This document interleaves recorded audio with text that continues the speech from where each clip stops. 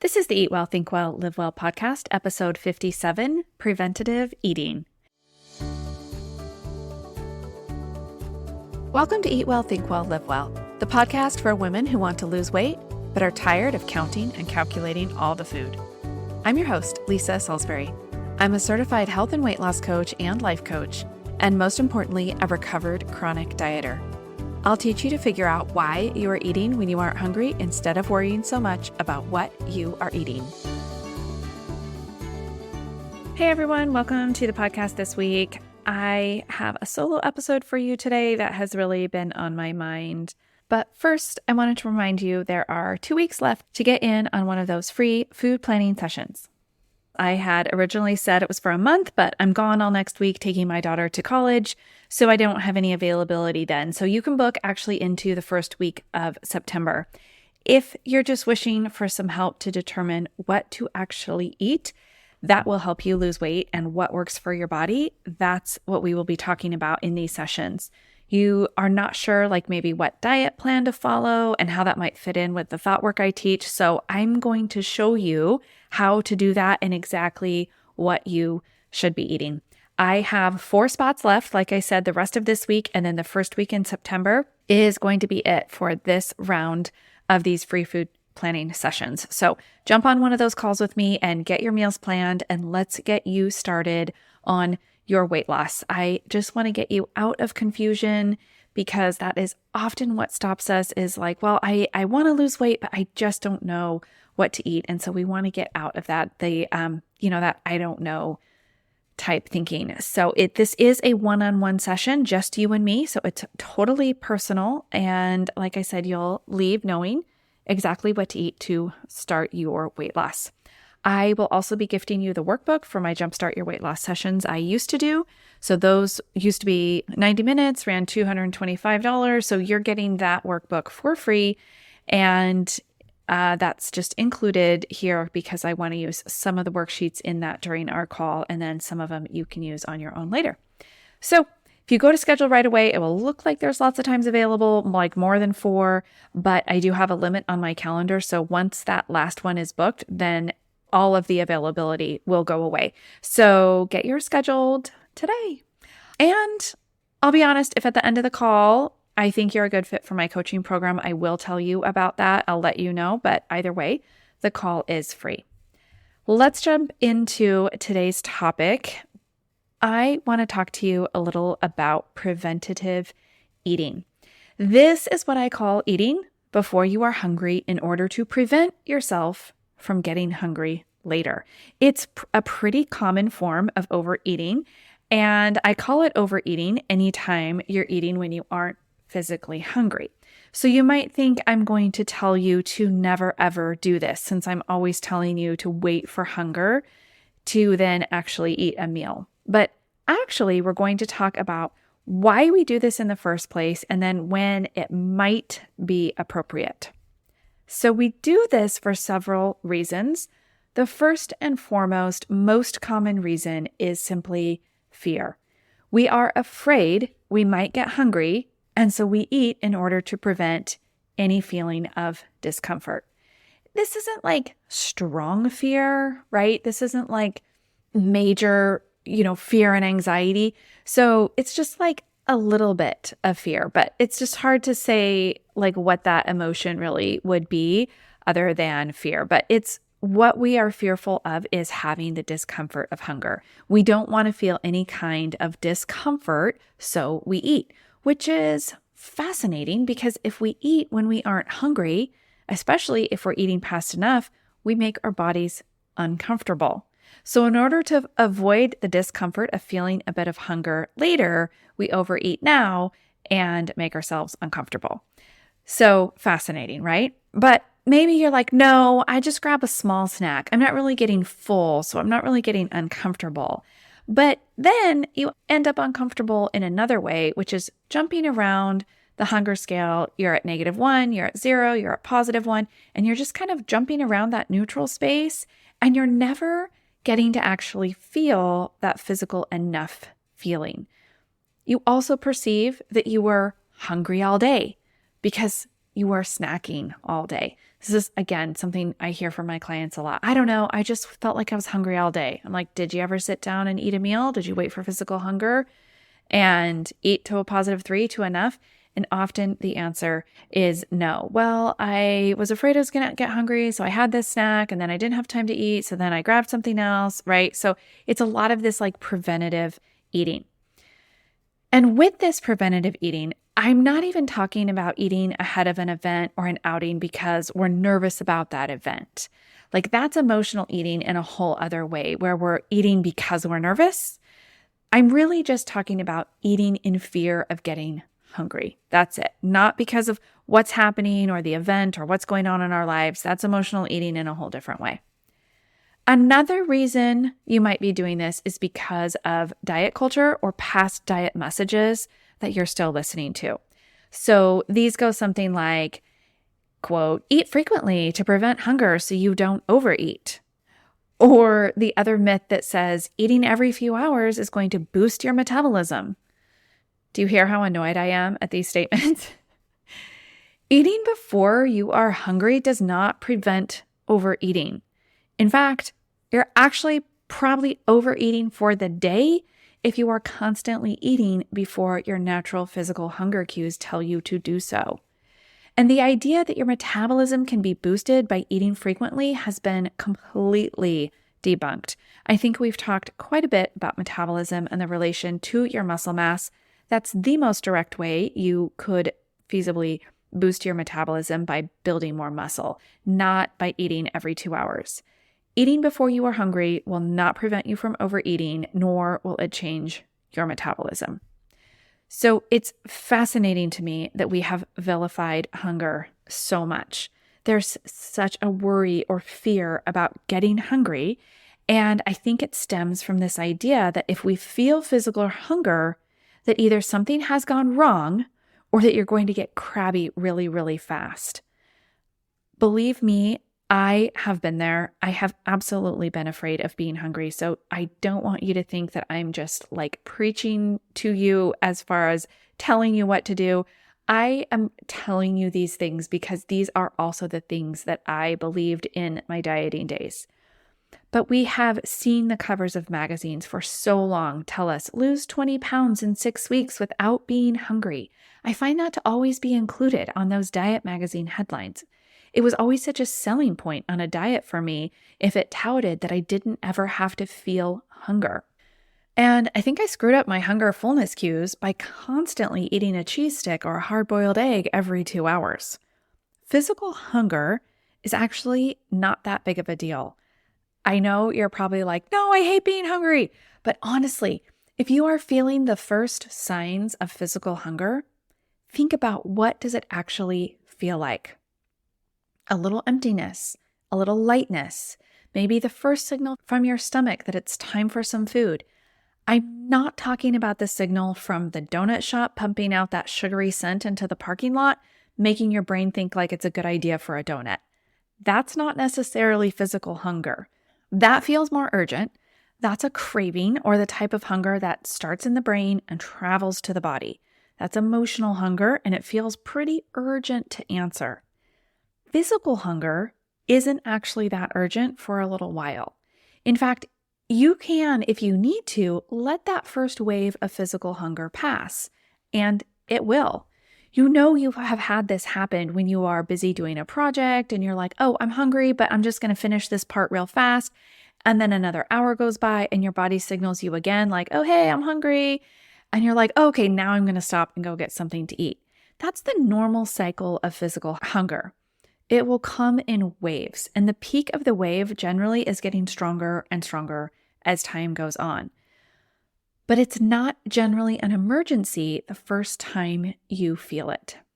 If you have a strong fear of being hungry, honestly, I want you to schedule a free coaching session with me. You can either schedule one of those free food planning sessions I was talking about or my regular strategy session. We can really coach through this idea that hunger is something to be feared. It's actually something that I have coached several clients on, and it's very specific to the person. So it's hard to coach you through it here on the podcast. It often stems from, like I said, these past diet experiences where you either had a lot of hunger because you were on some ridiculously low intake, or maybe just the idea that you shouldn't ever feel hungry. So kind of two opposites there. So it's hard to say, how you might feel, but we do have a lot of beliefs that hunger is bad and it's something that shouldn't occur. But I assure you, it is as natural as the urge to go pee. Like when your bladder is full, you get the signal that it's time to go, and you usually do that like as soon as it's convenient, right? There's usually very little drama about it in the brain. If you can remember that a hunger signal is just as natural of a bodily cue as needing to go to the bathroom, that can go a long way in managing your fear. If you are a worrier about the bathroom, you might do better likening it to something else like temperature cues. You take your coat off when you go in a building because your body cues you that it's warmer in here, and so no need for the coat. You don't continue wearing it inside because you might get cold when you go out, right? You wait until your body signals, I'm cold, and then you put on a layer. So that is just kind of one way to think about what are some of the other bodily cues that we get that are really no big deal to our brain, where you're just like, oh, I feel this and I'm going to take care of it. You want to start thinking of hunger in that way. I'm going to wait until I feel hungry. I'm going to wait until I feel cold. And then I put the coat on, right? Then I'm going to go ahead and eat. So back to that preventative eating, where I see this a lot is like heading out on errands and you think, I better get a snack or eat whatever because I don't want to get hungry while I'm shopping. Or it's like, well, I don't know when we're going to stop for dinner, if it will be in an hour or if it's going to be 2. So I might better eat something now in case I get hungry. See how this is preventative eating from fear? You're afraid that in the next few hours you might feel hunger and you think that would be a bad thing. The other reason we might eat preventatively is because we aren't sure if we will like what is served.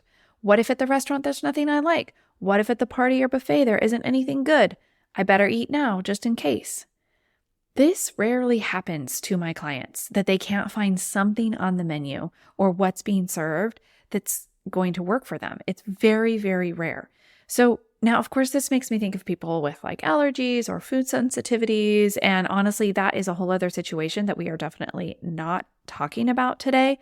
I'm talking about neurotypical folks without allergies. If you have an allergy and you need to eat before you go to an event, that is, again, something altogether different. I'm talking about the idea that you're just thinking, I might not find something, and so I might be hungry, and so I best eat now. See how that is fear. I had a client that told me, this was a few years back, that she always traveled with food. Like when she would go out of town, she would pack a lot of snacks, granola bars and trail mix, stuff like that. She was always afraid that she would get hungry. So I remembered this, and so I went back and I looked at some of my old notes with this client, and I take notes, I type notes while I'm speaking to clients. So this is what I have down that she said. She said, I went out of town, just my husband and I this weekend. I intended to pack some snacks, but I got too busy. As I was driving to the airport, I thought, I have no food with me, not a single thing. I used to always like to have fruits and vegetables and whole grain crackers, but it was good because I would have snacked on it and maybe not even needed it. It was nice because I only thought about food at meal times. Because it was just the two of us, we could just wait till we were hungry and then go get a meal. When I travel and leave the house, I'm always packing snacks. I always have nuts and an apple just in case.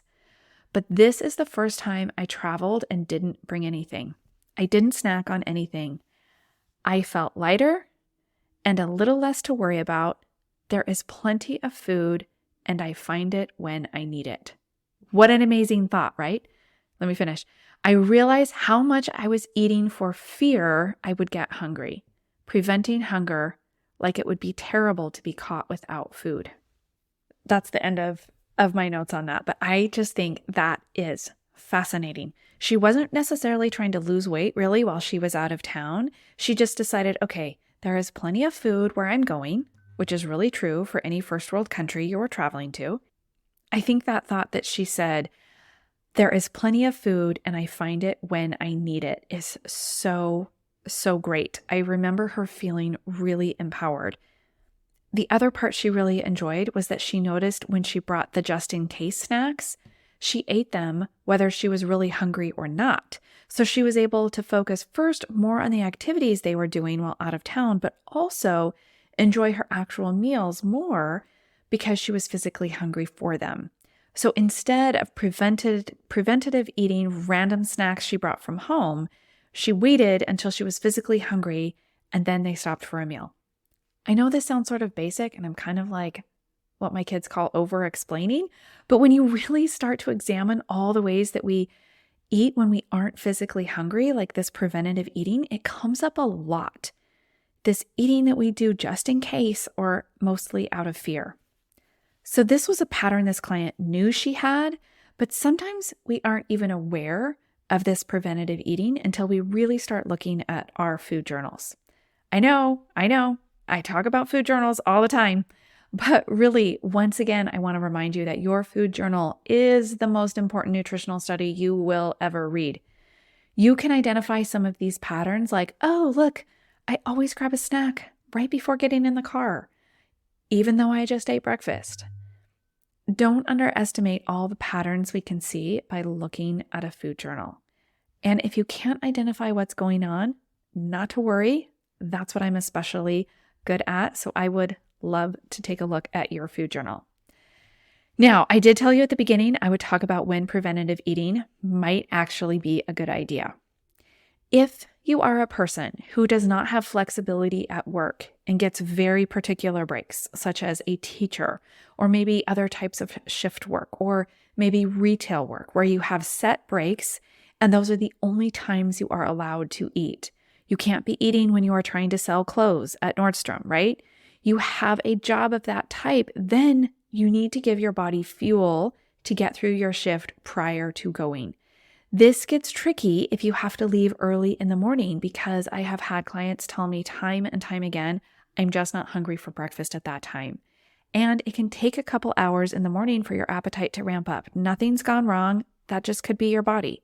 That is also especially true if you have caffeine in the morning because that can have a dampening effect on your hunger levels. So if this is the case for you, I would say yes, eat breakfast in order to prevent hunger from happening prior to your planned lunch break, if that is several hours away. This is much different than eating in case you might get hungry while you shop at Nordstrom. If you are the one on your feet working there, you need the fuel, even if you didn't feel strong physical hunger cues before you left for work. So if your schedule is like you have a break now and then again in 5 hours, you need to eat. And you'll want to make sure that meal is well balanced. Again, protein, fiber, fat, in order to give you the fuel you need to get through that shift. So you don't come out on the other side feeling like you're way too hungry. The more you balance your meals and stay hydrated in between, the longer and longer you'll be able to comfortably go in between those meals. Around 4 hours seems to be pretty ideal between meals for optimal digestion, but you know your body best and you can see how it goes. The more you balance your meals and the more you stay hydrated, you might be able to play with that number a little. But do you see how this is vastly different than fearing hunger or being worried that you might get hungry? It's preventative eating, and yet it's only because you are planning and you know that that's what works best for your schedule. Honestly, typical physical hunger waves are really nothing to worry about. When you are eating balanced meals from that -3 to enough, that +3, and the meal includes protein, fiber, and fat, you will find that your hunger will feel more like gentle rolling hills instead of screaming up and down a roller coaster. You will also notice your sugar cravings will decrease as well, which is a great side benefit. So that's what I have for you today. Please, as always, I love to hear from my listeners. Comment on Instagram or send me a DM or email. I'd love to know what patterns you are seeing in your food journal and that you need some tips on. Don't forget to get your free food planning session scheduled. You've got just 2 more weeks. And thanks again for listening today to this episode of Eat Well, Think Well, Live Well.